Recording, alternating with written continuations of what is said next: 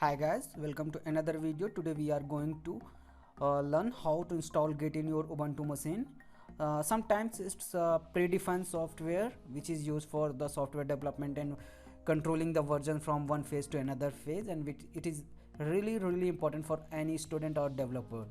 So let's see if it is installed in our Ubuntu or not. So for that we can use sudo apt-get install git, but I think that will not good if we have already git installed in our application. So for that we can use git dash dash version.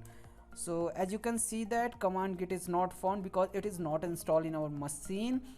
So that if you want to install that git, we need to copy this command sudo apt install git and paste here. It will ask for your password, just hit it, and this is the 32 MB software. It have a size 32 MB and it will take some time to install this into your PC and depend upon your net speed. As you can see that my net is more than 1 Mbps, so right now it will not take so much time for 32 MB download, and it will install very soon. As you can see that during this conversation we do have it installed already, and now if we can check git version, we can find that git version 2.17.1 is installed in our operating system. So now we are install this git in our machine. In upcoming videos we will learn how to use git in our projects and all that.